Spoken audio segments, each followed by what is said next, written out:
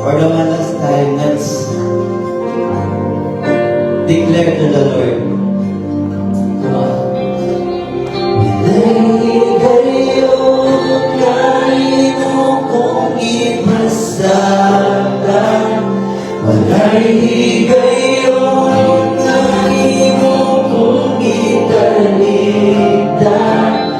Nag-auban ka sa matagalaw,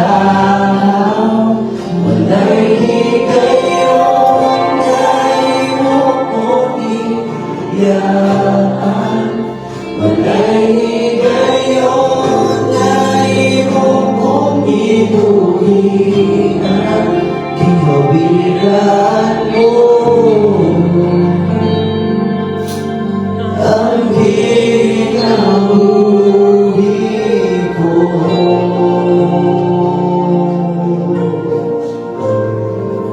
Kinawiran mo ang kinabuhi ko.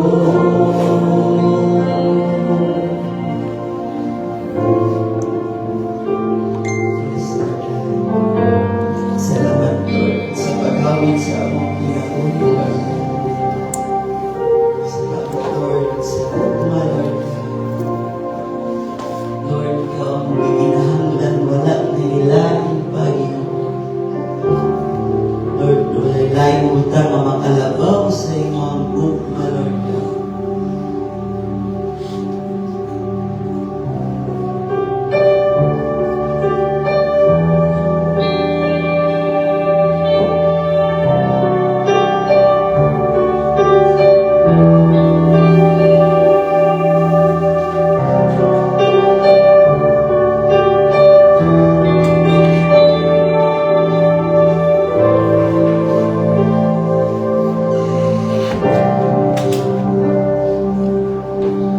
More than a nice melody, more than the sweetest of words. This is the life I have found. In this love I am found. I just want you, Jesus. I just want you, my Lord. I just want you, Jesus. I just want you.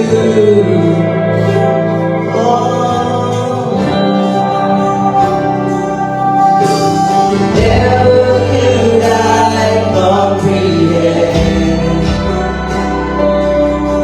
Your love is so freely given.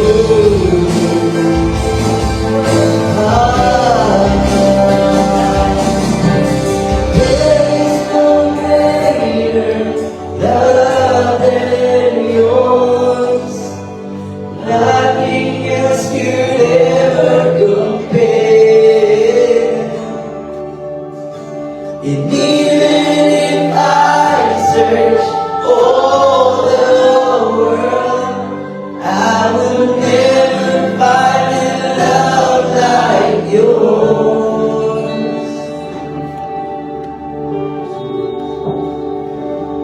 Let's continue to be in the atmosphere of worship and surrender. Oh God, Lord Jesus, indeed, Lord, your love is never, cannot be compared, Lord, to any human being, cannot be compared to anything, Lord. And we are sorry, God. We are sorry if we have wronged our love, ang among satisfaction, ang among kauhaw sa kinabuhi, Lord, sa ubang butang, God. But we always missed out the fact that despite, Lord, similar to the Israelites, Lord, despite of the rebellion, despite, Lord, sa ilang magiging stiff-necked people, even though they have broken your covenant, even in the first moment, na imong gihatag ang covenant from Moses, they have broken it, Lord God, harap-harapan to you. Already failed the first commandment, bowing down to any idols. But yet, you chose, Lord. You chose willingly. You chose lovingly. You chose, Lord, in your grace and in your mercy to remain steadfast, to remain loving, to remain faithful, Lord God. And we, Lord God, are so grateful. Pasalamat ni Lord, that even we, Lord, makarelate niyo because even though, despite sa mga ipagdaanan, oh God, when life hits us hard, your love hits harder, God. Though you are merciful and loving, you are just, you are holy. Wala ni mo, Lord, di pasagdan ang sala, Lord God, we go unpunished. But, praise be the Lord Jesus Christ. Thank you, Lord Jesus, that the punishment of sin na dapat punta sa amuha, you have carried it on the cross. You have carried every shame, every guilt, everything na pinakarumal-tumal sa akong nabuhat. Jesus, we don't deserve it, but you desire to do it because you long for us to be in a close intimacy with you. Karon, let us just be reminded. Let this verse from Apostle Paul be related to us. Tingnan siya sa 1 Timothy 1:12-14. I thank Christ Jesus our Lord, who has given me strength to do His work. He considered me trustworthy and appointed me to serve Him, even though I used to blaspheme the name of Christ. In my insolence, I persecuted His people, but God had mercy on me, because I did it in ignorance and unbelief.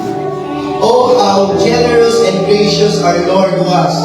He filled me with the faith and love that come from Christ Jesus. I hope this verse helps you be reminded. I don't know what you're going through right now. I don't know if you did karon as you come to worship the Lord. Sometimes, it's so easy for us to sing worship songs because of the melody, because of the harmony. Madala sa music. And that's what music does. It's an accompaniment. It accompanies us to bring our souls, our spirits to God. But there are moments that when we just sing through our lungs, through our lips. Easy to do lip service. Easy to say, I just want you, Lord. When Joshua said, choose whom you will serve, God, or you will continue to serve your idols. Not me and my house, we will serve the Lord. It's a matter of choosing. But how do we choose? Pwede ba ninyo remember the love that the Lord has for you? Try to look back the past that you are in, the past that you were. And even though kung sa to ang dautan nga imong nabuhat, everything has been forgiven. Everything has been paid on the cross. Because sometimes we feel like, Lord, i-choose ba kung di mo, may tungod wala na yung choice. Lord, may pakamatay ba ka sa cross, may tungod ka na, wala na kay choice, sige na lang yun, may rebel sa inyo to the point na inyo na lang kakay, kasama kanin nila, sige, pakamatay na lang sa cross for them. No. Even in the beginning, God has already planned our redemption. God has already knew that we as human beings fall into the sinful nature, separated to God, eternal separation through death. But the amazing fact, the Lord Jesus Christ chose you first and foremost to be rescued, to be saved. Ingon ada ka pala ni Jesus. That's why more than a nice melody, more than the sweetest of words, this is the love we have found. And in this love, we are found. Hindi ba na ko iawag ka na? Just sing this song once again. But as you sing, can you just remember the love that the Lord Jesus Christ has for you? If this is your first time that you tell you God loves you so much. I have been so wretched before, but I have been changed. At pagkakula, but we know in Christ Jesus there is new life. In Christ Jesus we can have a new heart. Because in Christ Jesus there is new hope. Let us sing once again. If you continue to worship and move forward in your life, who will you choose? Will you continue to choose the things that hurry you down, or will you choose Jesus? I will lift you up. Can we just sing this bridge once again? Ako lang itanong of look, this is the love like no other. There is no greater love than yours. Nothing else could ever compare. And even if I search all the world, I will never find a love like yours. Oh God, there is no greater love than yours. Nothing else could ever compare. Even if I search all the world, I will never find a love like yours. There is no greater love than yours. Nothing else could ever compare. Even if I search all the world, I will never find a love like yours. I just want you, Jesus. I just want you, my Lord. I just want you, Jesus. I just want you. All of our voice, pwede ba natin cry out, we want you, Jesus. I just Want you, Jesus. I just want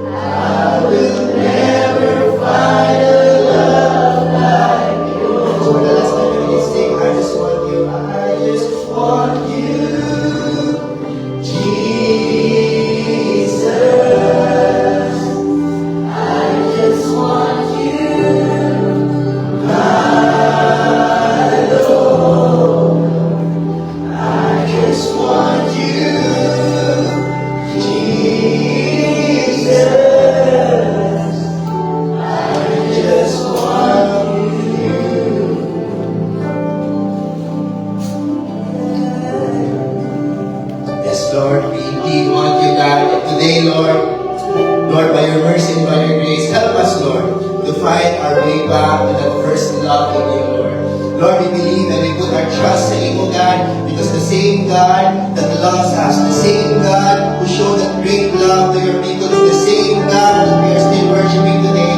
And Lord, now ipagsalig sa iyo, and we know you will never leave us nor forsake us. Father, we truly worship and honor you. You truly deserve all the praise, because there's no one else has sacrificed the Lamb for us. Only you, Jesus, and we thank you. We praise you, Father. May this be a Sunday that we can say as we go home. We want you, Jesus. Salamat, Pino. We give you all the glory and all the praise. In Jesus' name, amen and amen. And we give the Lord the highest praise and the highest glory.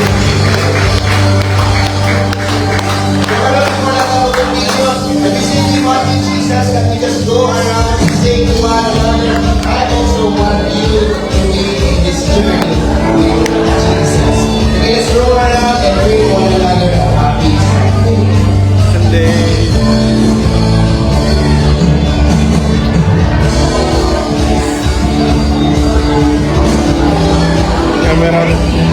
Camera boy ko yan. Boy ko karon.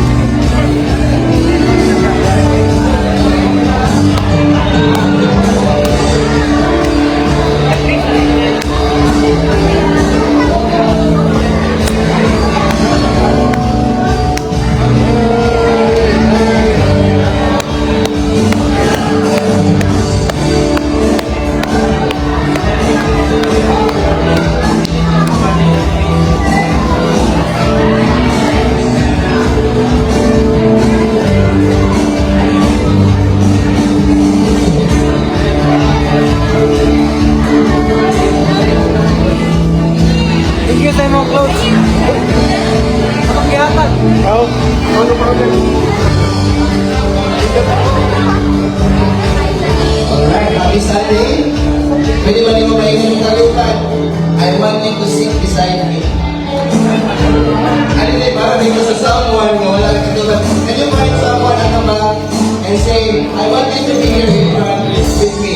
Can you do it? Can you go look at your back? At tingnan niya, I want you to become to be more closer with me dito sa front. So good morning. So welcome to Destiny Church. Pwede ba niyo maingon na pag imong katupan? Ina siya na welcome. With a great or with a widest smile. Pwede ba niyo siya maina? I'm so happy. Katupan ka. Yeah, so me and my wife also now are so happy to be here. Even though this week na-challenge me to have Subawali and our baby got fever, but praise God no, na okay ang baby. So, by the way, we are Destiny Church. The reason lang yun why we our name to be Destiny Church, and hindi na siya kailangan pa na ito pakasun pa. But it is so good to have many names of our churches that belongs or that points to the glory of God. But for our church, we just truly believe with that one specific word, destiny. Can you say the word destiny? Destiny. The reason why we believe that word is first and foremost, nagatuutan that we have a God of destiny. He is a God, when He created us first and foremost in the beginning, wala lang tayo hihimo ng aksidente. He has created us with a great plan and with a great purpose. And even though mag-fall ta, at the end of the service, ma-remind ta, the Lord still has a plan for us despite our rebelliousness, despite our mga sinfulness. He has planned all of this along our redemption in Christ Jesus. Natay kapadulgan. But also, we believe each and every one of us has a purpose. Talaway mo mga katupad. Nag-smile mo na siya, nagdrama, nagkilap, nagmukod. I-remind lang siya na may purpose kay Lord. We don't just live to exist. We live with the purpose of God. So karon, I think before we just go through the family updates, can I just call on the kids? No, I think they are so excited also to have their time with their kapwa kid family. dito sa ilang kids room. And I think they will bless us with a memory verse. Sige, let me pass on sa mic.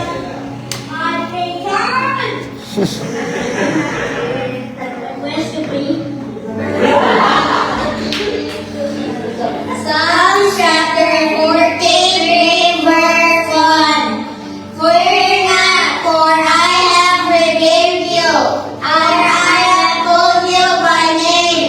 You are mine. Wow! Pwede mo lang sa palakpakan.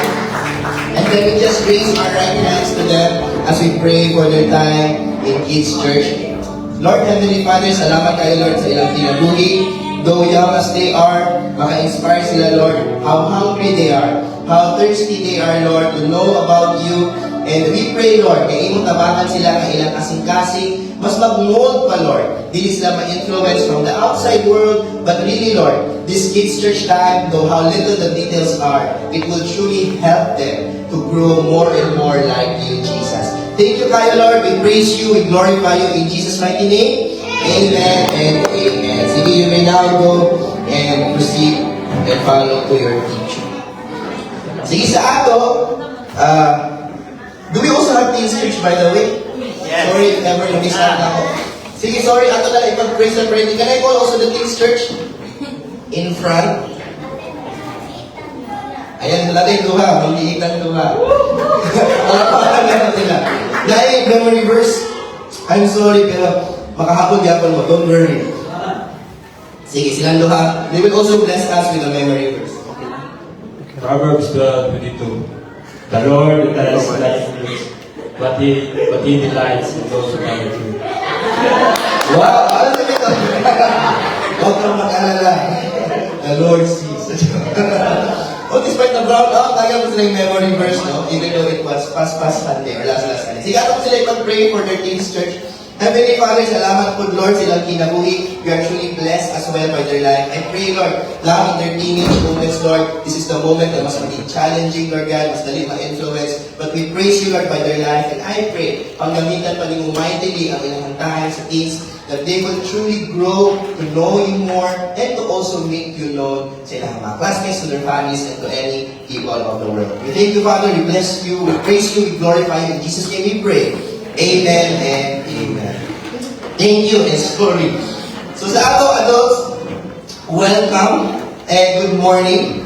Pwede ba before lang tayo mag-start, it's a privilege and honor to be scheduled to preach. Supposed to be last Sunday. So do not mention to we are Destiny Church family, and amazingly last Sunday, we are also blessed and privileged to witness and experience a one-of-a-kind Sunday service. So there's a picture there from last Sunday. Who among you here natin pag last Sunday? Who among you here na bless? Sa kainit sa imong katupa. Siguro ako na bless na stress. Siguro mo sigot. Hindi ako sigot sa tupa na dito ng sigot. But, despite all that brown out, wala natin siya na-expect a power outage. But I believe the Lord, there's no accidents in Him. Wala may accident sa Ginoo. I believe it is one of the things that the Lord may have allowed us to experience para mas bulalog ang atong pagtuo sa iyahang. Napa may aircon or lights or wala, the love of the Lord will always still be there. So, karon, let me just also give you some family updates. Since we also believe, though we have purposes, iba-iba man siguro common purposes na ginahatag, ginaset ni Lord, but as one family, plano ko na ni Lord that if we want to grow in our relationship, in our journey in the Lord, in God's way, we have to do it together. We have a common, very common purpose as a church, and that is to grow as one family so that we can also grow in loving other people outside.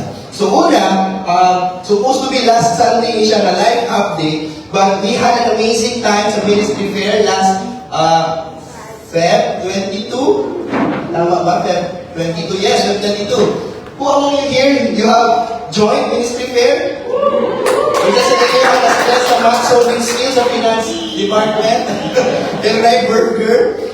But also, yesterday, we also had our monthly Bridge 52. So So praise God now for these people, these volunteers who have shared the gospel, the good news of salvation.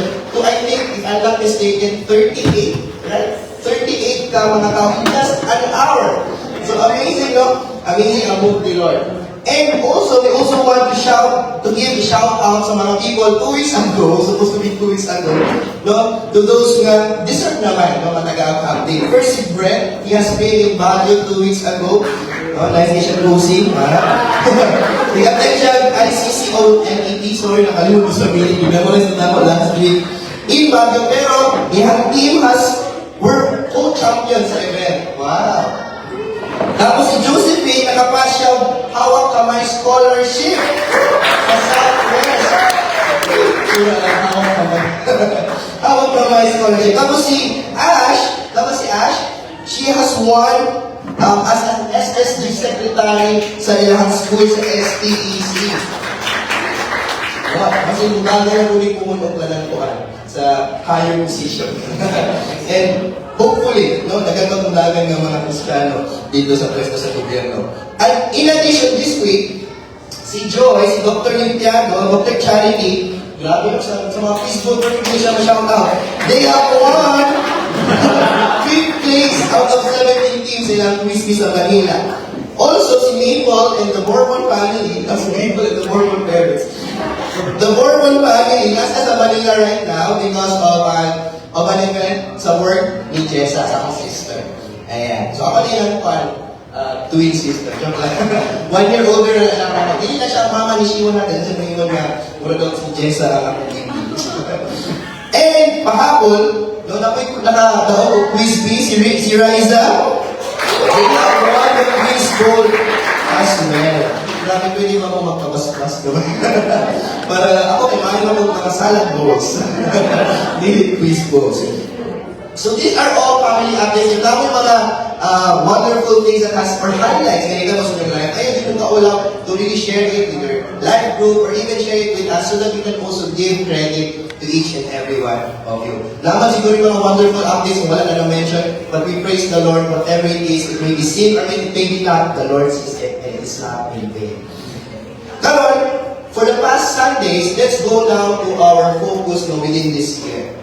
So for the past Sundays, we have gone through many topics sa ating mga Sunday services, pero every topic has been centralized to one word, and that is discipleship. Can you say discipleship with me? Discipleship. And why do we go and focus on discipleship this year? Because we believe in Matthew 28 verse 19, let me read in the Amplified Version, or can you please help me read with this verse, 1, 2, 3, go? Go therefore and make disciples of all the nations. Help the people to learn of me, believe in me, and obey my words. The one who is speaking here is Jesus before siya limayaw sa langit. And in the very heart of the Lord Jesus, siguro dagat ang mga kautan na ano wala man niya di-heal na lang tanang tao, tanang millions of people around the world at that time. Gano wala na lang niya di-humit tanan, bago lang itong mga, instead of itong mga nag-follow, may payan na lang dihatag itong mga leftovers sa ubang mga silingan o sa ubang parties of the world. Ganong gamay na yung mga ibang disciple because as he goes into heaven, he still wants this legacy to continue and he passes it on to us. He wants us to continue on this discipleship. He wants us, first and foremost, dili niya siya muna programmatic way of doing na I will disciple because the church says so. No. But we will disciple because first and foremost, nagpa-disciple na kay Lord. And how does disciple look like? Disciple look like is just very simplified from the verse. You just come to learn about who Jesus is. And as you come to learn, pag-ilang kung si Jesus, you have grown to believe in Him. Itubo ang iyong pagsalig, pagtuo sa iya. And then, at the same time, you have also learned to obey in His word. So this one here, discipleship does not talk about religion. We are not here because we are forced to do so. Wala ka din because tradition says so. But we are here because Jesus says so. And Jesus' love has been revealed to us. And we just want also to share that love to other people. Ine mo kauban, tara, discipleship na. So with that, we also have this strategy to want for us, if ganun ka magtubo no, sa imong pagtubo sa pagkaila sa Ginoo, sa pagtubo sa imong Kristohanong paglakaw sa Ginoo, we have this passport, Build 52 passport. The reason why we call it Build 52 for 52 weeks in a year. We want to be intentional. Can you say the word intentional? Kailangan ka maging intentional sa pagtubo. Pinaagi sa pagsuwat sa atong mga not only the things that we have learned, even for the Sunday services, takeaways, pwede ba mo ma-ask, imong katubag na ba kayo Build 52 passport? If nitubag siya, tubag siya, dala kong dala. If nitubag siya, kung na siya, nadala ba niyo karoon yung passport? Ayun. So I hope you will always bring this because after, every week nilalagay siya yung mga blanks na i-fill up na ito, Sunday service takeaways. Because we don't want our Sunday service takeaways to be just leftovers and to be thrown away. We want these takeaways to be applied in our weekly life. Amen? So I hope we have this, no? And para matabangan ka to grow in our discipleship, 2 Sundays ago, Pastor James has started this series called The Discipleship Journey of the Apostles. And amazingly, we could learn something from this. Siguro sa ato takhaw pa kaya ko nakakunan bahin sa discipleship. And siguro, many of us, maybe, are not very that interested about discipleship because siguro, una, walay naibawan. But siguro, at the same time, you may have compared yourself with the people in the Bible, especially ang kaning 12 disciples of Jesus, 11 of which naging apostles. But then, makaingon ka, kayo aran ako kumpara sa ilaha. They are seemingly to be saints that are unreachable. Ako, alipin sa gigilid lamang. But, amazingly, last 2 Sundays ago, pagkatula to sa life of Peter, we have realized these disciples are just ordinary men. Labot sa point na hadlok sila pagkadakop ni Jesus. And then, even though wala pa ni Manaw si Jesus, mamlock sila sa kwarto because they were afraid. They were afraid that they will also be persecuted because they were following Jesus all throughout long. But, in Acts 4:13, this would be our key verse for everything, for our topic for today. Can you read this with me? Acts 4:13. 1, 2, 3, go.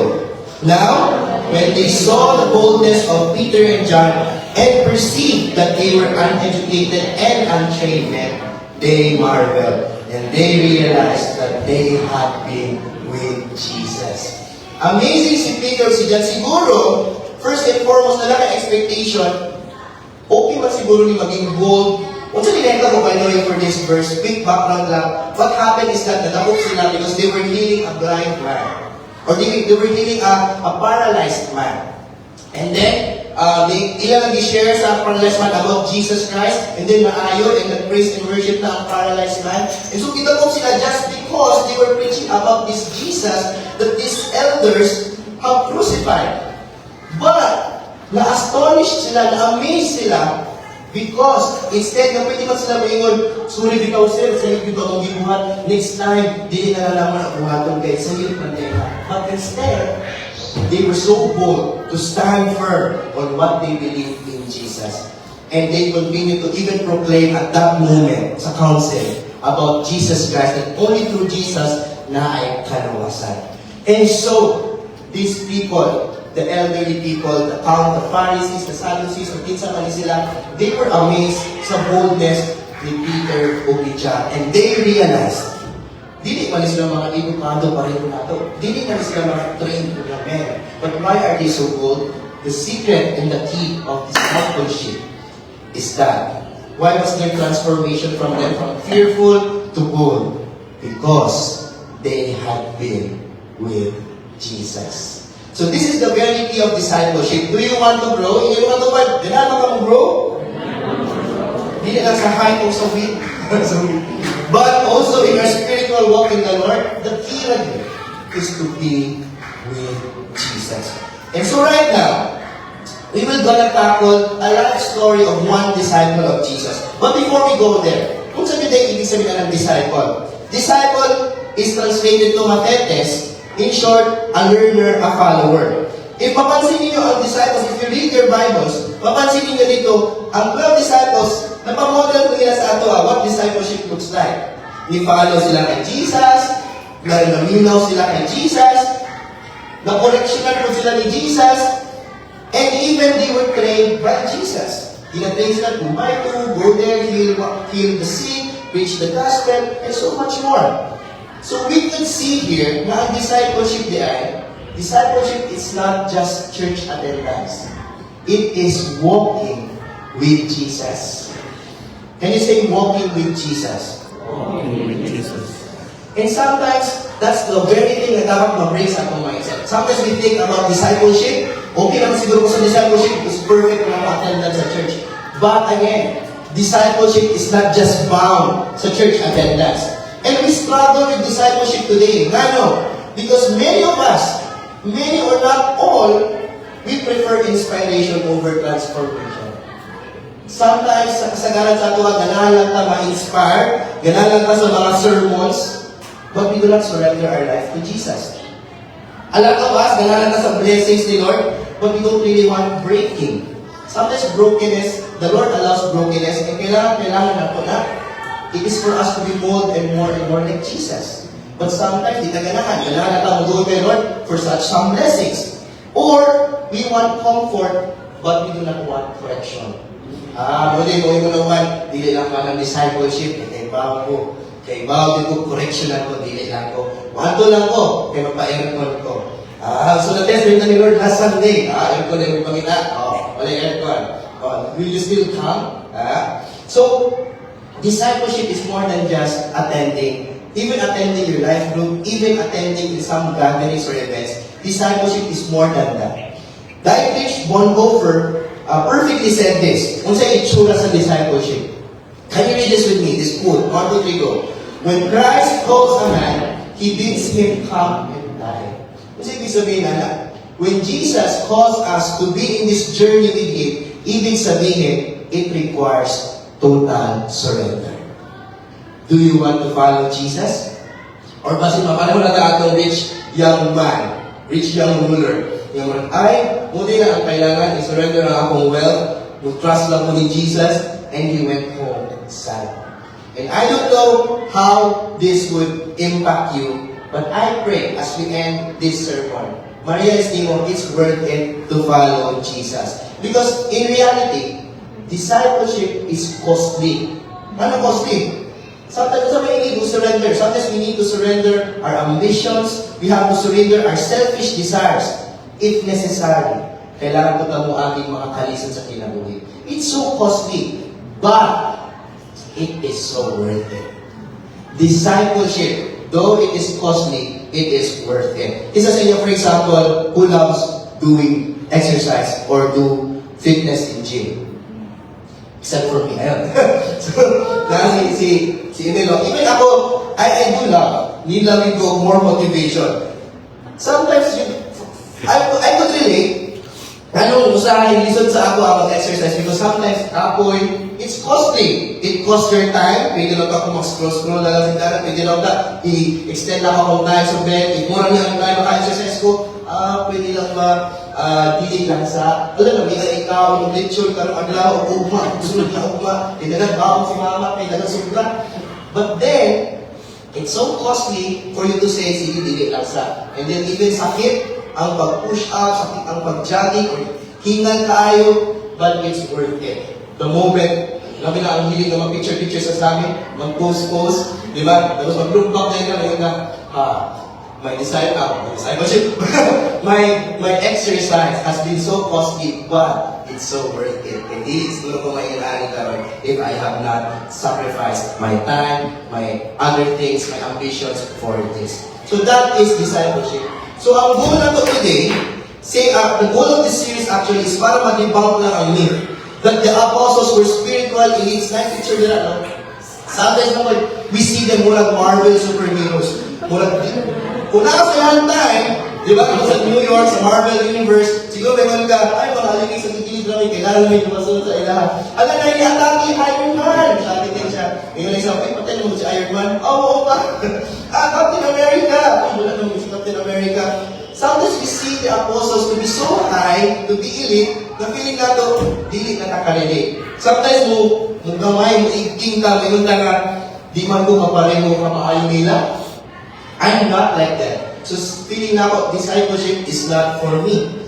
But, when you read the Bible, if you study the journey of each of these apostles, di man sigurado ma-study individually. But for most or some of them, they were competitive, they were prideful, taas ang garbo, they were impulsive, doubting, kusog kayo magduha-duha, and even they are fearful. Pero what happened to them? They were transformed.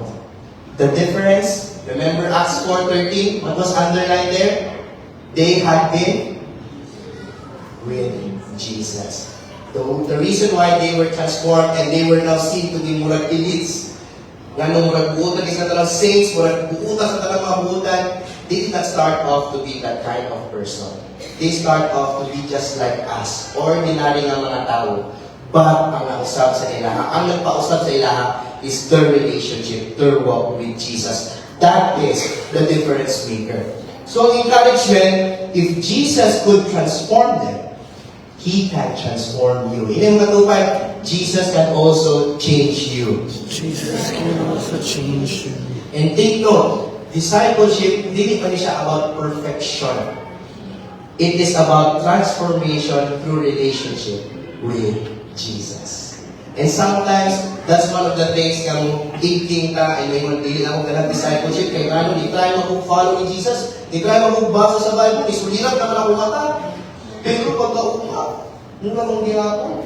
But little did you know, there was a little transformation that has happened in you. Di siya sometimes instant perfection. We can never be sinless in this earth. But we can sin less and less and less and more and more and more like Jesus. Because discipleship is about relationship and how and who you are becoming in Jesus. So karon, let us go through the life of Apostle John. So karon we will be able to also learn how discipleship or how discipleship looks like through the journey of Apostle John.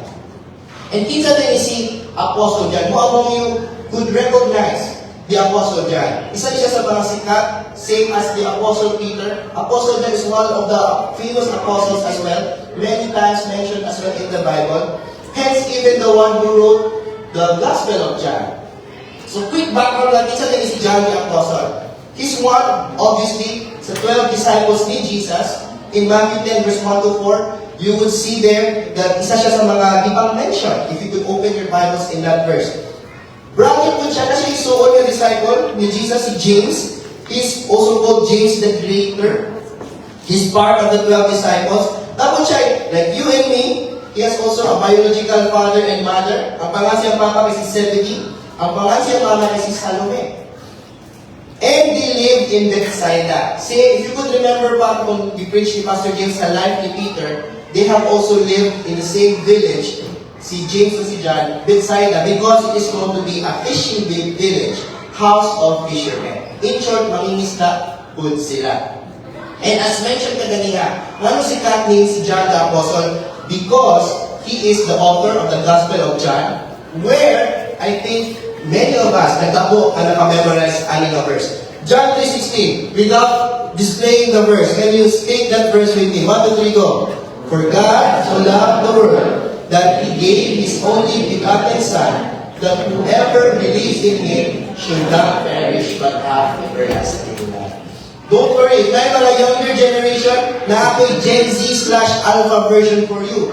Ingon nila, God loved the world so mega big. Like, no how.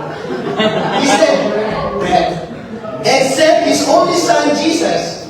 And if you believe in Him, you don't take the L and get boosted by eternity.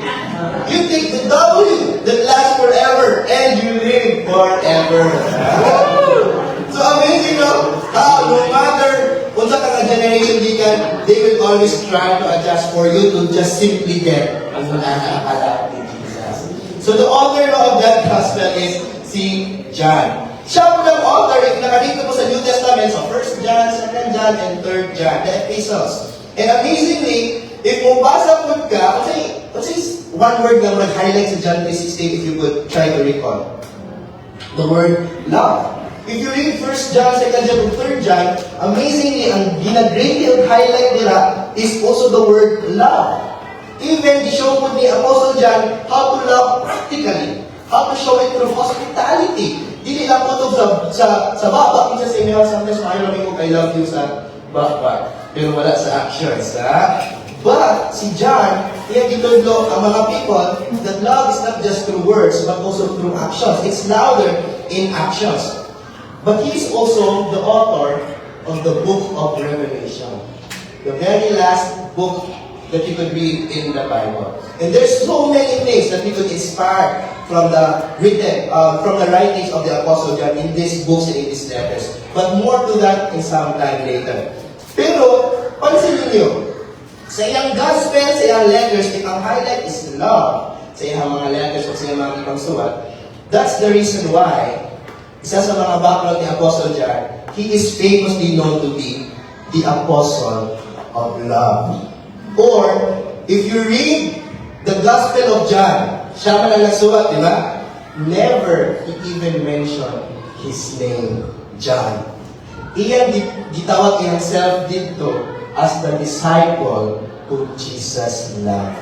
And the verse nila, that you could see some ibang underline, it's a John 21 verse 24, ninyo dyan, this is the disciple, ibig sabihin ninyo dyan, kaning disciple whom Jesus loved, this is the one who's writing these things to you. So that you will be able to come to know that this testimony is true. And many people, kinsa sa inyo, kung friend na imo, barkada mo niya, nag-follow mo ni Jesus. Tapos, sa iyang suwat, ipangalan na kag Yuli, ipangalan na kag Andrew, ipangalan na kag Grace, Sam, but then sa iyang imo si Vince, I am the disciple whom Jesus loved. Many people, ang pagkanawa na dating, ang kirua, ikaw na love ni Jesus. And so many people accuse John to be someone who is so prideful to say he is the disciple whom Jesus loved. Pero, ang kaming title ni John sa pagsulat niya sa himself sa iyang gospel, the disciple whom Jesus loved, is not out of pride. It was actually out of humility and in awe. Because it's as if ningon siya, actually, dili man ako ang favorite. But I can't believe Jesus still loves me. There's a good saying there from the Living Word Church from Pastor Ren. John saw himself as a great sinner who abandoned the Lord, and he was simply in awe that Jesus loved him the way he did, in spite of his many failures.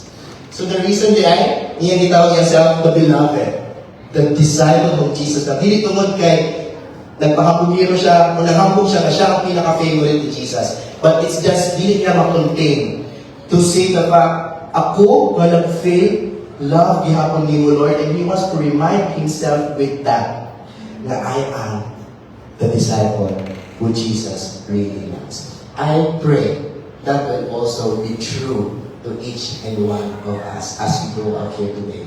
Na makaingon ka, really, Lord, I am the disciple you also really love. So karon, let's just try to study quickly kung saan si John before he was known to be the apostle of love. Before siya natawag na the disciple whom Jesus loved. Meron lang kayo siya na, who was he before? Who was he before he became the apostle of love? We can learn 4 things na good and we can relate to the 4 things whom John was before. Number 1, si John lived a privileged life. Can you say the word privilege? Privileged. Anong privilege? Anong privilege yung kinabuhi? Quick background. Una, Mark 1:16-19, they had a family business. Isa sa inyo may family business din. Sana all. Ako nangarap ko, pero wala ko good talent or skill in business. But if you do have, if you have skill in business, we have the heart sa kawan. We are praying actually to give employment, especially sa mga opera people, the poor people, the marginalized. So, I hope na ikaw may skill with that. Please do pray kay Lord because maybe, I hope, makastart a business to help employ other people. But anyway, nasa kay family business. Kung sila family business? They were fishers, they were fishermen. Same kang Peter o ka Andrew. And makita nila sa verse, when Jesus called Peter and Andrew, katong cast down your nets, at the same time, napon si John o si James dito. So it means they have a business. Sometimes, sa atong panahon karon, siguro dili kayo to makita ang fishing business to be something big and prestigious. But in their time, it's already enough for them to be, in a way, more like middle class na family. Nga nung nakayon sa kuala, because in Mark 1:20, isa sa mga reason nga nung privilege, living a privilege like si John, because nakahire lang silang servants. Though fishermen lang sila, pero they had hired servants. Isa sa ito ay katabang. Kami ni Hani to bantay bibi, bisan pa man lang mo makaharap katabang, so ang mami lang sa niya, ang lola, nishiwan ang nagpantay. But for them, they were able to compensate people to help them with their business or with their family duties and responsibilities. Pangatlo, it is many believe, it is mostly believed na napot siya influence, na kung influence siya sa Jerusalem. If you read John 18 verse 15 to 16, ngunit tayo na nadakop si Jesus, so after nanagan ang mga disciples, si Peter o si John, slowly, muna ganahan mo tik-tik kung kamusta si Jesus. So as they visit where Jesus was in the courtyard, si Peter dili pasok doon. He was at the door outside, but then, si John, nakapanangin siya, kaila siya sa high place, and because of that, nakasunod si Peter. Nanangin siya, pwede man ako papakuyo ng akong kauban. Many believe it is maybe because John is influential there. Pinado siya dito sa ilahang lugar. Fourth, I don't know if you already know this trivia, John and James, sons of Zebedee, could also be the first cousins of Jesus. Gingon dito sa Matthew 27 verse 56, katong dito sa tiilan sa cross ni Jesus, narito si Mary, the mother of Jesus, narito ang mother of James and Joseph, and the mother of Zebedee's sons. Naalala translation, it's their mother, Salome, the mother of Zebedee's sons. So it is also believed that could be, many Bible scholars believe, could be si James o si John, first cousins ni Jesus, kaya ang kuya daw ni Mary, the mother of Jesus, they are her sisters. So could be James and John are the first cousins of Jesus. Privileged to be the first cousin of the Messiah. And also, I think many of us are familiar with this. Appeal si John sa inner circle access ni Jesus. The big three. Ito sa inyo, kitang PBB recently, like big four, big eight yan ay big winner. But in them, di naman itong favorite sila, I don't know for whatever reason. But, in three events like pag-heal ni Jesus sa daughter ni Jairus, pag-transfiguration ni Jesus, kung ngayon si Peter, remember mo, sir, ganun mo, balayan ka mo, si Moses o si Elijah. And we also have the time when Jesus prays in Gethsemane. I-invite mo niya si Peter, si John, and the brother of John, si James. So part siya sa inner circle. So why do I present to you the privileged life of John? What is privilege, by the way? Pwede ba ninyo matabahan o basa sa definition of privilege? 1, 2, 3, go. Privilege is having access, exposure, opportunity, or advantage. Una, one of the good things siguro of seeing John living a privileged life is siguro una, ma-encourage ka. Why? If you read back sa verse na itong gitawag po ni Jesus, si James o si John, right after gitawag ni Jesus si Peter to follow him, what did James and John do? They also immediately left their father, left their nets, and followed Jesus. Nganong amazing na maka-encourage? Kung ikaw na ay privileged life like John, na kay family business, okay na ka in terms of financial stability, naabot kay servants, dili ka magkapoy-kapoy, na maghilot sa imo, nagtitimplang kapi sa imo, nagtimpla kay sa shoes. Privilege. But then, he could have chosen to live that comfortable life. Minsan man ay nagbato ko, magkakulako dito sa layo. Walay aircon, ari lang sa akong balay, may aircon. Ari lang sa akong trabaho, stable. Wala may sure, uncertain. Pero, they left their privileged life to follow Jesus. But, one thing that we can also relate, possibly, having the privileged life, and not only follow sila kay Jesus immediately, could also lead to something that can be dangerous. Ngano, being privileged becomes dangerous when it breeds superiority. For example, na yung mga saying, dugay naman ko din sa church. I've been here longer. Dugay na ko. Even, sa mga nagbubuo Christian family, nag-live me sa church. Ako ba, I know how this works. Sometimes superiority comes from familiarity. Dugay naman ko din, kay bawal na ko, unsay sunod sa worship, kay bawal na ko, unsay, akala ko unsay mo preach na ron, si Eric, matulog lang ko. I know, kay bawal na ko, unsay flow sa program. I know how discipleship works. I've seen this before. So living a privileged life, it is not sinful, by the way. Neutral ang mag-live a privileged life. Hindi ba siya automatic sinful? I don't know, many of us siguro are privileged to have stable jobs, privileged ka na iksawa, privileged to live in a perfect family, kumpleto. Ang uban, unprivileged, wala, dili kayo na nakakumpleto. But even though you're living a privileged life, doesn't automatically mean you are sinful. It is neutral. It will be more dangerous if you allow your privileged life to be used as something na maging entitled ka.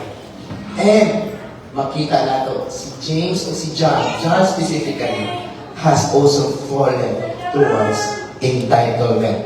Number 2, who was John before transformation? He was ambitious and entitled. Matthew 20 verse 20 to 21, if you know this story, ang mama nila si Salome, nihamyo kay Jesus. Jesus, pwede ba, lingkod di mo si mong trono, sa imong wala sa imong tuo, ako pa maanak. By the way, muna isa sa mga ginabiling sa mga scholars, why they are first cousins of Jesus. They believe, dili lang siya ang request sa mama lamang. Isa din yun na yung mga, grabe kayo na supporting a mother. Sir, pwede ba akong anak na rin dito sa tubangan? Sir, pwede ba sasayaw silang program? Pwede ba akong anak ang star dancer? So dati mga yan, supportive kayo ng mga parents. But this idea, many scholars believe, came from James and John themselves. Pero ilang lihamyo silang mama, saying ba, pwede ba ikaw ngayon sa mga agaw, kailangan kayo authority as auntie, na siguro mas maminaw siya sa imuha. Pwede ba muhangyo ka, nga, because they were thinking, this kingdom na i-fulfill ni Jesus is just an earthly kingdom. Dili pa kayo nila clear na heavenly kingdom na DNA. They thought nga i-set free na sila from the Roman impression na mo isakop silang lugar. So they were thinking, first, now, dili mo insert ang privilege to entitlement. Ngayon sila, first classing bitawin ni Jesus kumpara ang 12 disciples. Pwede ba inanin si Jesus man nga inilingkod niya sa trono? Siyempre kami dapat ang nasa yung tuko, siyang wala. Ikataw dun eh. They were entitled. But, amazingly, Jesus also rebukes and corrects their thinking. So first though, they were ambitious. Kung sa nila, ambition. Ambition is simply parang thinking, I want to be great. Is it wrong to think or to dream to be someone great? Di naman automatically wrong. But because definition of ambition, it is the desire for advancement, impact, or recognition. Kinsa sa inyo, nang-ambition ka, namadato. Kinsa man nang-ambition na madato, dali. Very good. So, ba, couple lang. Nice to the church. Many of us have ambitions. Kailangan ka na yung trabaho, kailangan ka promote. O ba, di ka na promote, kailangan hindi patay ng mga lecture nito. Sige lang, hindi patay ng TL, discount ng Pinoda News. Hindi lang ka ng TL, di patay naman ito sa mga members. But, ambition becomes dangerous when service is now a stepping stone to visibility and obedience depends on opportunity. Okay man ang mga vision, I want to preach. Pero deep inside, you want clap, recognition from people. I want to lead worship. Ganahan ko dira, mag-gitara. Ganahan ko dira, mag-bahista. Pero deep inside, dili na ka ganahan mag-worship kay Lord. Ma-flatter ka kung may picture sa inyo. Uy, ako na ito i-follow balik sa Facebook ko yung we usually have dreams in life, but it becomes dangerous kung gamitin mo siya stepping stone towards your glory. And that's where James and John have fallen. Privilege, yes, they follow din sila kay Jesus, pero basin thinking, if we follow Jesus, dapat naman ta. Pero base kung follow ta ni Jesus, atong ikaga, our first cousin, we can be the rulers of the world. So they could be thinking in that way. They were ambitious, and it falls into entitlement. What's that entitlement? When you think that you deserve more. What's the definition? Can you read the definition of entitlement with me? 1, 2, 3, go. Entitlement is belief that I am owed position, recognition, or special treatment. It sounds like, tungod kay ako ni nabuhat, o tungod kay dugay na ako din sa church, naamoy putang na loob, na dapat maging life group leader na ako.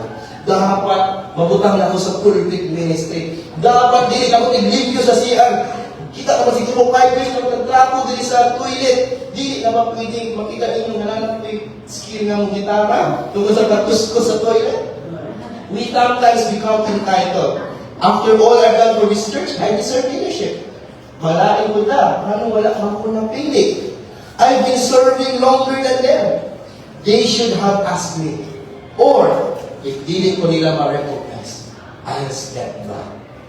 That is entitlement. Dati isang story, no? Quick story. Na isa ka mayor sa isa ka syudad, gigutom siya suddenly after siyang public speaking. And unfortunately, wala siyang dala snacks, yung secretary, wala yung food.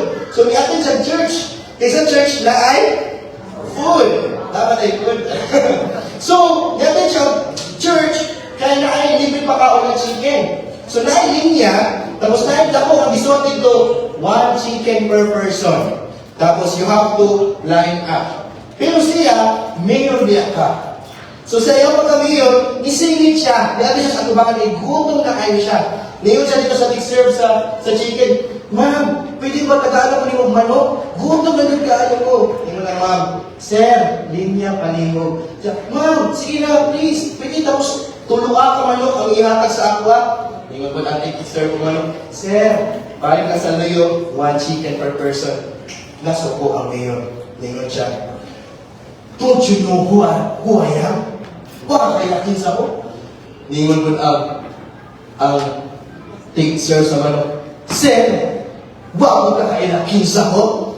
Ningon ang mayor, I'm the mayor of this city. Ningon ang take sir ng manok. Ako ang take sir na ayun na manok diri. Hindi mo ganito. Wala chicken per person. So sometimes we, like a mayor, we use the privileged life in our advantage. Ningon lang, uy, dapat ako because of this and that. Fill in the blanks. We can relate to that. And John and James have fallen to entitlement. Number 3, they were also prideful or reactive. Ako lang i-summarize, Luke 9:51 to 54, when they were in Samaria, Jesus has trained them to go and proclaim about the good news. And sila pag-proclaim ni James at ni John na ang mga people, Samaritans, wala akong dawat kay Jesus. Dili gusto mo follow kay Jesus. Unsay reaction ni James o ni John? Nisumpong sila kay Jesus. Tingon, Jesus, di daw sila masunod sa imo. Ganahan ba nimo? Paulan natin kalayo?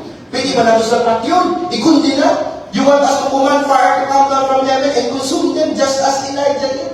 So grabe, no? Grabe sila ka-intense. Kung wala yung follow kay Jesus. That's why in Mark 3:17,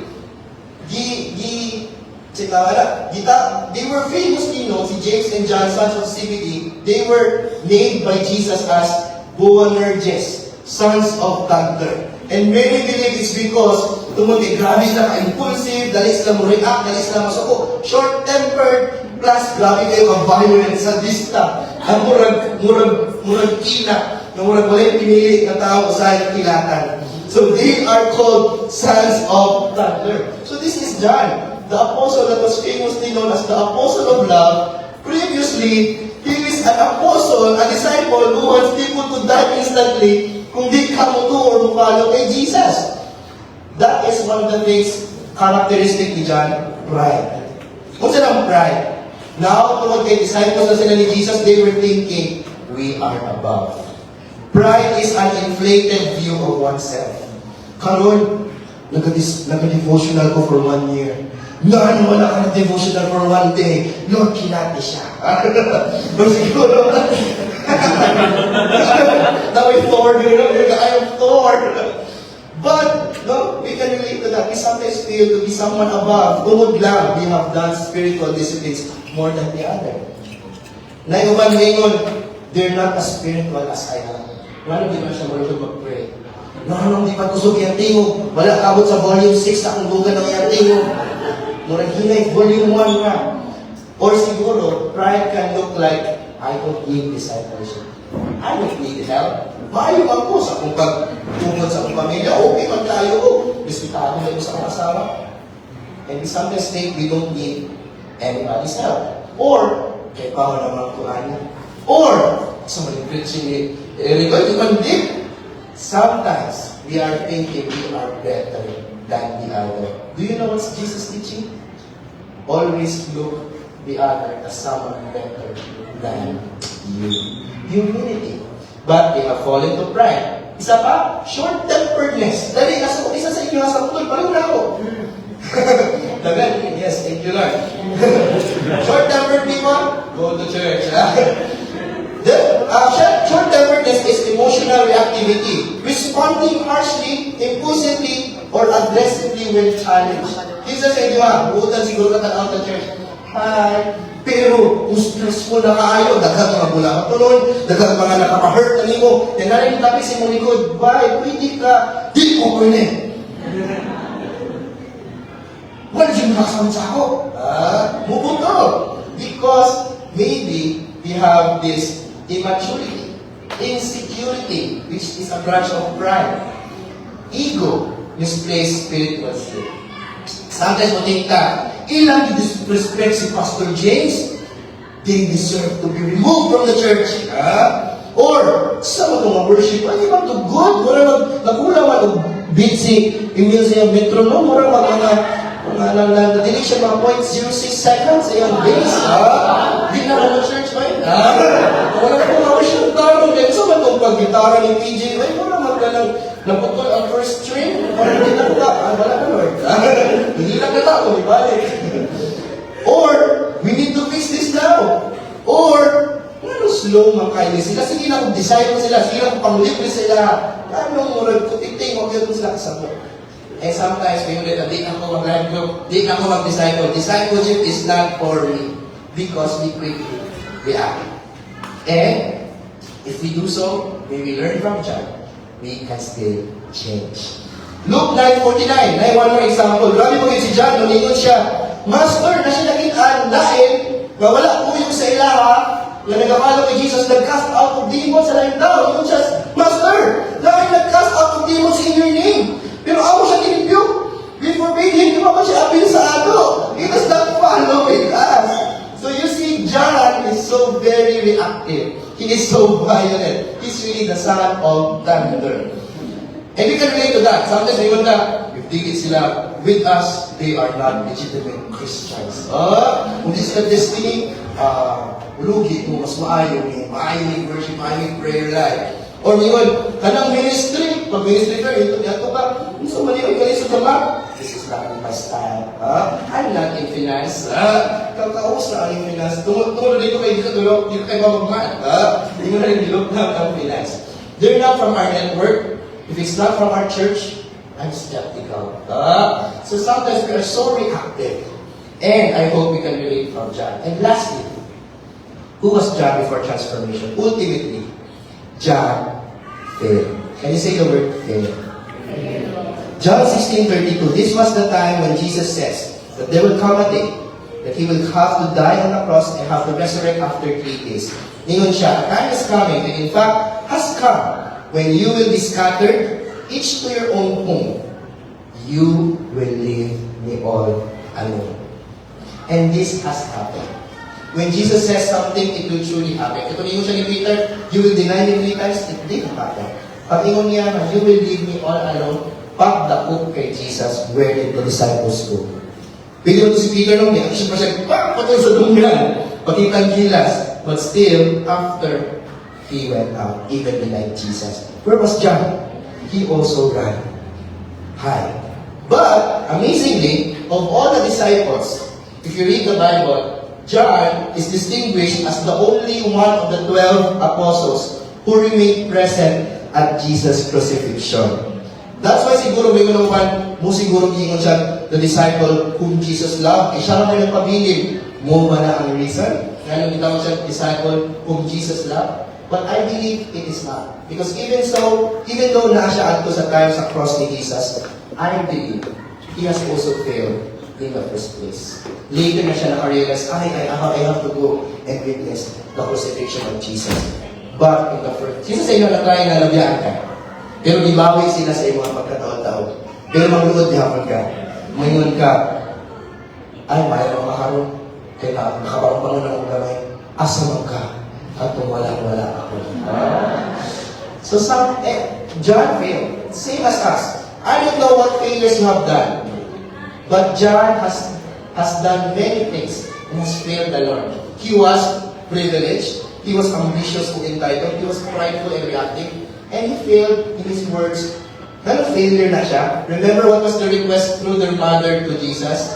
That they will sit in the left and in the right throne. Ibig sabihin, it's still as if saying, maski magkaunsa man, you will still be your right hand and left hand. But when Jesus was captured, they ran away. So if you were John, it's a big deal. Makinig ka, I have failed sa akong promise kay Lord to stay.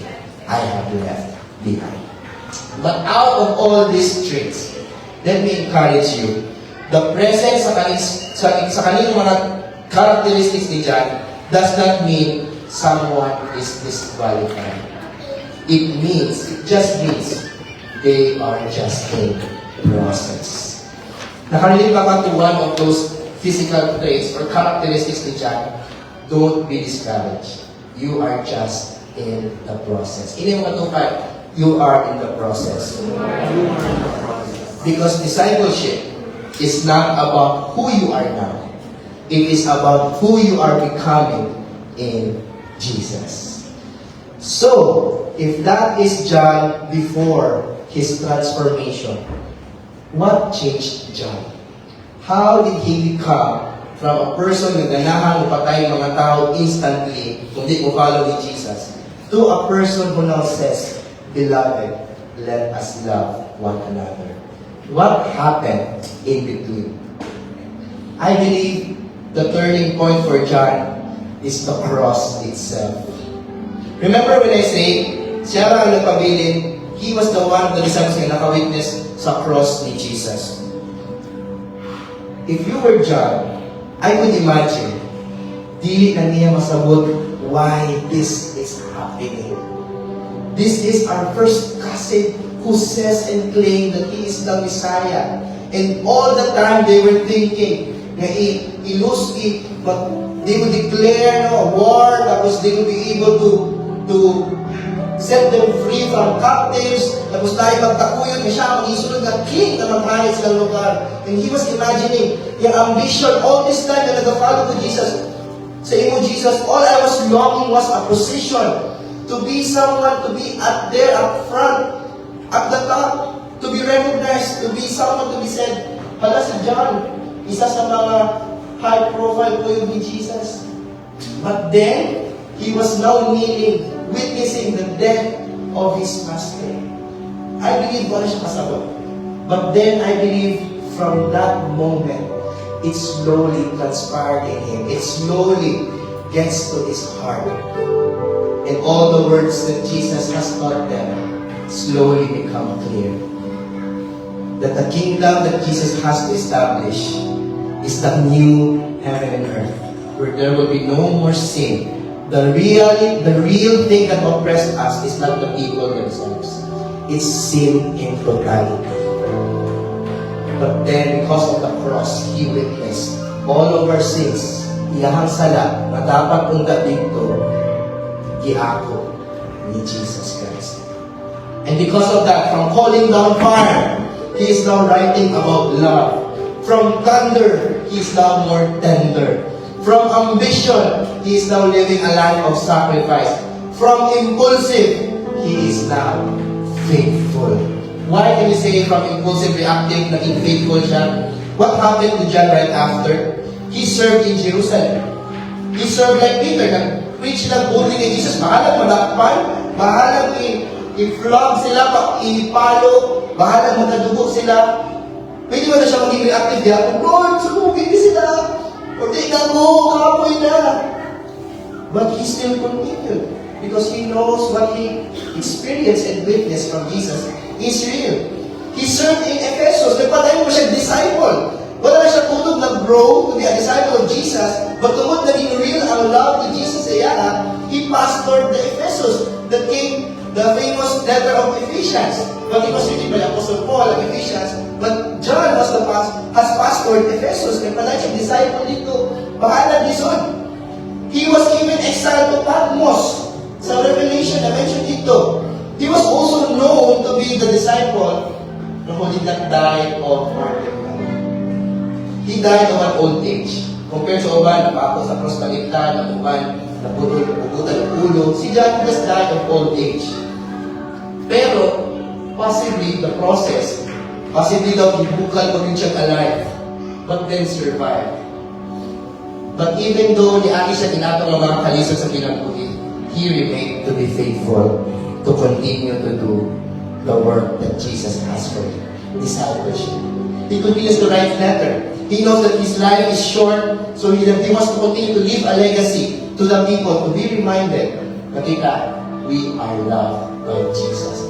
That's why he was able to write John 3:16 in his Gospel of John. The first, second, and third letters teaching us how to love in practicality. Because why? Acts 4:13. They had been with Jesus. I believe the transformation might be slow, but it is undeniable. Kinsa sa inyo, you are so reactive, dali na ka mangluod. Lord, sige na mag-Bible, sige na mag-praise and worship.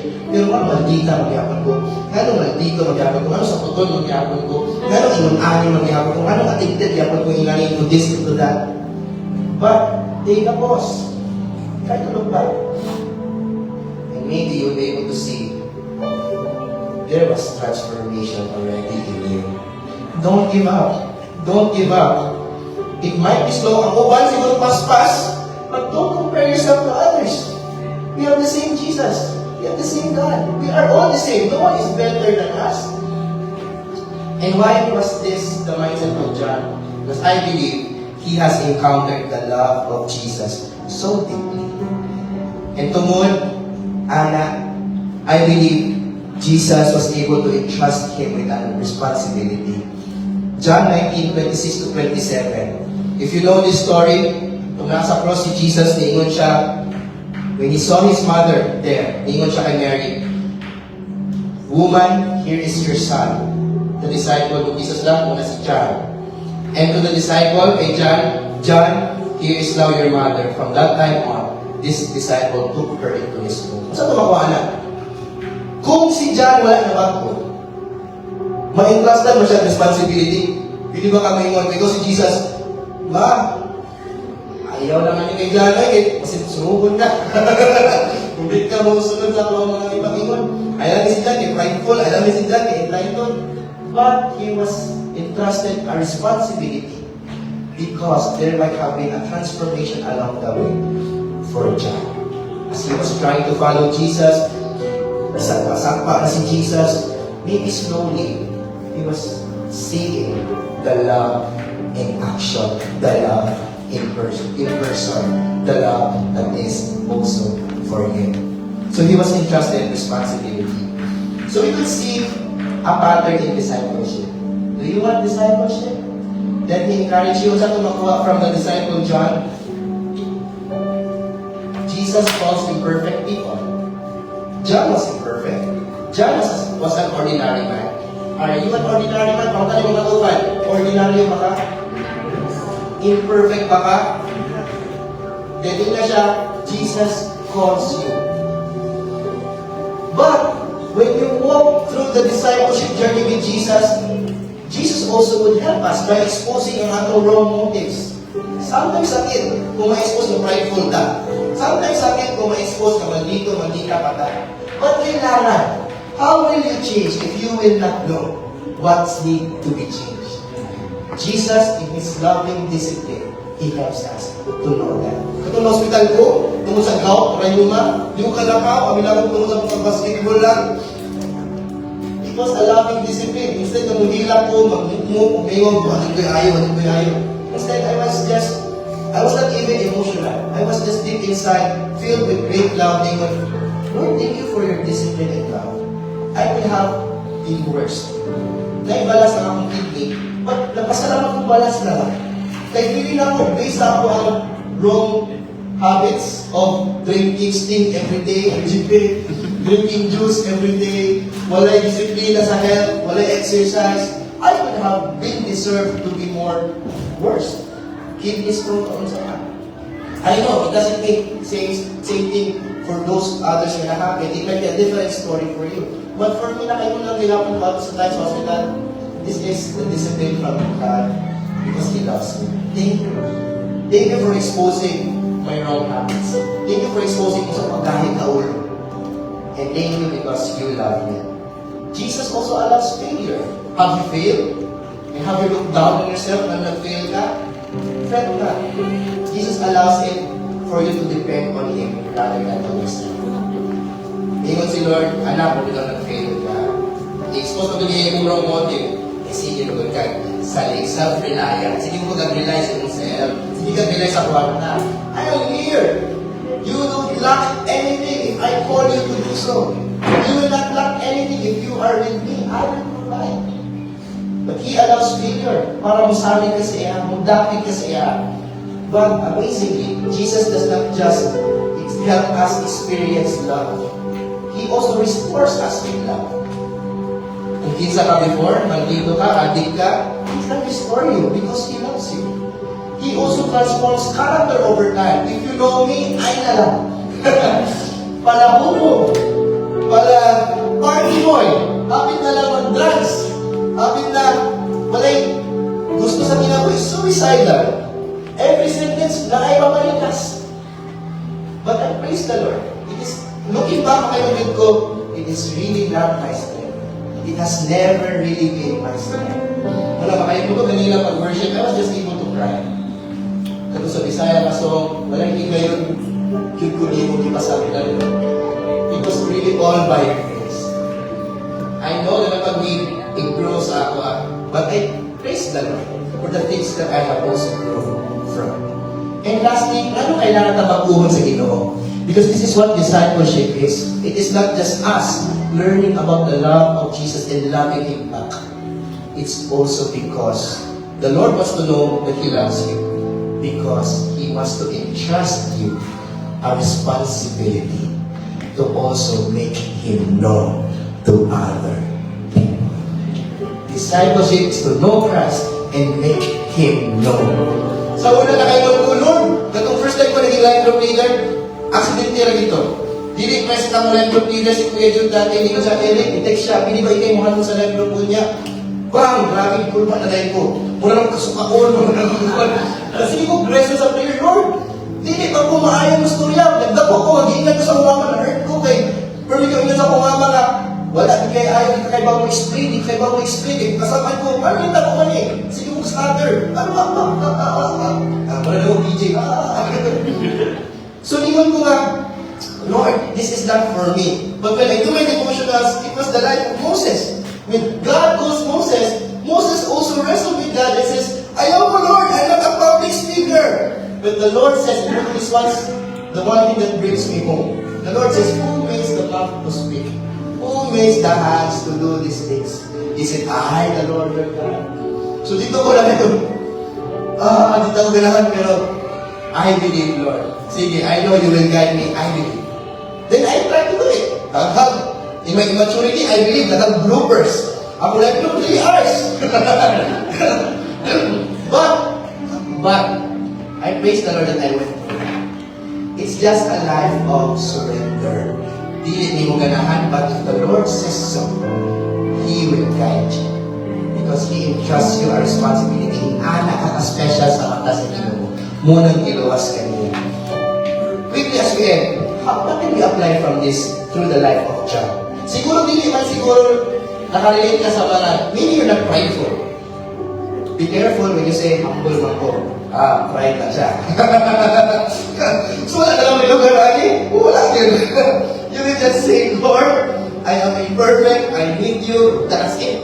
That's humility. But you may not relate. Siguro some of you are not really that prideful. Some are you maybe not entitled. Siguro kung meron ka sa mga ipang-present about kay John, di mo ka relate. So, I am a disciple of Jesus' love. But, maybe you have gone through other ways. You have committed addiction, committed many infidelity. Like me, I have committed marital sex before, and it has been a big deal sa ako. But, how can we apply learning from John? Number one, 3 things na. Number one, stop disqualifying yourself. Sometimes, makita na hindi mo yung kabugaw, yung ka, hindi ko paraan.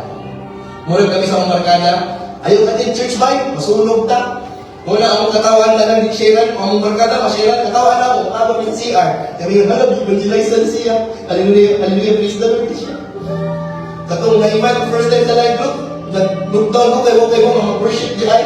Katong barkada, yung labay, yung inom kami pa doon, asa niya si Eric, naulang ko, nagtakot. And the reason why I continued and remained in the church ng Lord is when I first attended and when I got to learn the love of Jesus, I was tempted to disqualify myself. Kaya I was counting my sins. And I consider myself, even today, I know, we are the same.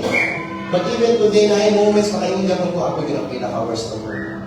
Ako yung pinaka-worst na pinagdaanan. You may also have the same thing. But you are never disqualified. The Lord calls everyone. The Lord. That's why John 3:16, John says, for God so loved the world. Who lived in the world? Each and one of us. Number 2, stay with Jesus. Don't give up. Don't give up. Kung na kayo ma-expose ng wrong motives in you, don't give up. Be grateful. Be grateful. Because it's a proof that the Lord is still doing great things in your life. Stay with Jesus. Don't stop. For John, he could have stopped. Katong imanhaw na si Jesus, he could have gone back to the family business. Nangisda na nata siya balik. Kaya mas may financial stability dito. But still, he chose to live a life uncertain. But he knows, he is certain that the Lord will never leave him. Despite na persecute siya, nabukal na siya, buhay, he still continues to serve the Lord. He stayed. And because he stayed, he was transformed. Do you want to be transformed? Stay with Jesus. And lastly, let Jesus' love redefine you. Siguro nga nung listen ng inyong lakas sa discipleship karon because maybe you have allowed other things to define who you are. And nag-iwas mo, bugo, and you have embraced it. Bugo din mo. Wakay ayaw, wakay pulos. But I hope the Gospel of John himself, his life, is a testimony of God's goodness of salvation, God's great work in his life. I hope you too will be able to realize God loves you. And let that be your identity. Your greatest identity in life is not being a leader, it's not being a volunteer in the church, it's not being gifted in skills and talents, it's not even being influential, it is being loved by Jesus. Okay, when you come to church, nothing na happens in your life, you have committed maybe a sin, you will still come confident. Mababa now. Because we come here by faith in Jesus, not by our good works. Minunta, I come because I know I am loved by Jesus. I will raise my hand as pinagpagdaan because I know I am loved by Jesus. I will continue with discipleship because I know I am loved by Jesus. Nowadays, as I am, you know the news. Last Sunday, Pastor Gates preached to us the urgency of discipleship. We don't know when the end times will be. We can speculate, but only the Lord really knows. If you continue to speculate, the more you will not be intentional in discipleship. Rather than speculating, why not? Even though wala ka ng gira, anytime, ito naramatay ka ron. Di ba matong balita na deposit sa as easier residences? Tungod lang, ikisapot ang neighbor nila, manang na igwa, ang basketball dito sa ilang bubos, ikisabaan siya, he chose to kill. It could be me and you. We don't know when the Lord will take us. We might not be like John, who is fortunate to die of old age. I know that is our ambition. But, as long as we live, the Lord wants us to walk with Him and to invite others to walk with Him as well. Many people are dying. Many people are still lost. Many people are still marginalized, poor, unprivileged. We are privileged to be in a church na natin pag-meeting, natin mga saktenan, natin pang pagas, maski usakan na kanong Tuesday ang gas. We are privileged even to wear clothes that are new, that we would love to show off to people every Sunday. But there are others who can't. There are others who are unprivileged. Walay pang-meeting, injustice, mas bubuko sa minimum wage ang ilang sweldo. Sakto na sila pang taon. But they are also the people the Lord cares. Or maybe same privileged people, but unprivileged to know Jesus. Nay dato, but nakifriends ko dato, but his life is so empty. He finds life in relationships, money, but maybe he's now depressed because he tries it all, but still empty. Maybe you are called by the Lord. Mugit ang upadayon katapos lakaw kay Jesus, ay gamiton po ka na ma-inspire ang iyong friend to also follow Jesus. As I end, let me just end with one verse. I believe 3 words has impacted John. And this is the last word that we have heard from Jesus in Ian Gizoan sa Gospel of John. It is finished. John 19:30. When John has heard that, maybe I believe his eyes might have opened wide. His heart might have been outpouring with hindi niya masabot ka mga putang. Because he might have counted many failures in his life. But when Jesus says, "Tetelestai," it is finished. Kung sa ibig sabihin na, everything has been paid in full. Everything has been completed. Everything has been accomplished in terms of forgiving your sin and paying for your sin. Walay labis, walay kulang. It is finished in the cross. So why will you still hold those grudges, mga sala in your life? Remember what John has witnessed when Jesus says, "It is finished." Kanang-kanang sala na imong nabuhat, mapaunsa man nakagamay o unsa kadautan sa imong pananaw o pananaw sa uban. Kaya na. Jesus hindi na kailangan for Jesus to come again to pay for our sin. 2,000 years ago, it has already been forgiven and paid. Let us all rise up as we end in worship. But before we worship, I hope we are all being blessed by the life of John. He is the apostle, the disciple whom Jesus loves. You can also say the same thing, say myself. You are the person whom Jesus loves. Maybe many sa inyo, I don't know, have many of you feel disqualified? Maybe many of you down because you realize you were prideful, ambitious. Nabasa niyo karon spiritually dry. Or nabasa niyo karon you feel distant from God. I hope this summary of John's writings encourage you. Ingon siya, greater love has no one than this, that someone laid down his life for his friends. John 15:13. And whoever loves has been born of God and knows God. 1 John 4:7. For God so loved the world that He gave His only Son, that whoever believes in Him should not perish but have eternal life.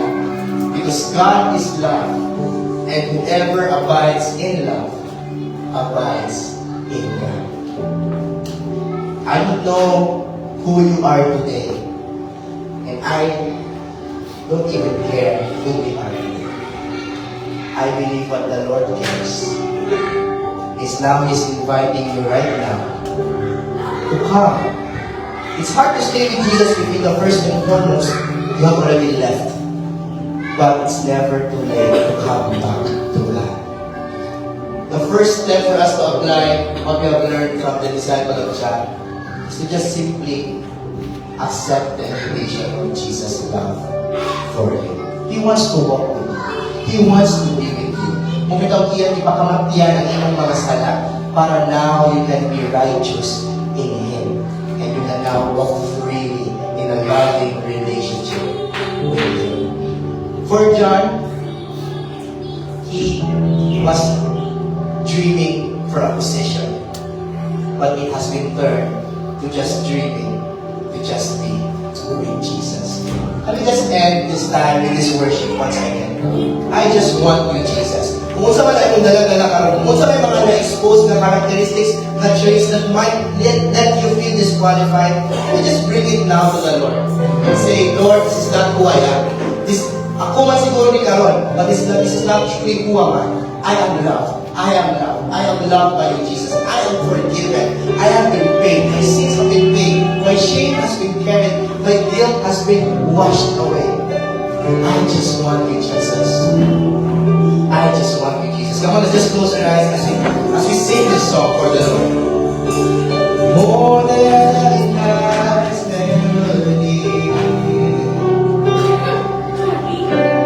More than the sweetest of words. This is the love I have found. And in this love I am found. I just want you,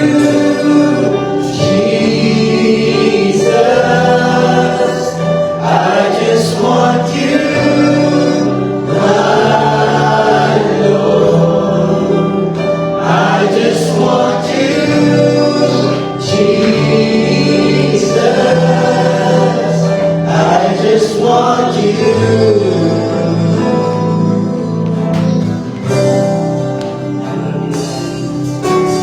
Never could I comprehend the love you so freely give. Never could I be with you, but your love covers all of my sin. I just want you, Jesus. I just want you, my Lord. I just want you, Jesus. I just want you, my Lord. I just want you,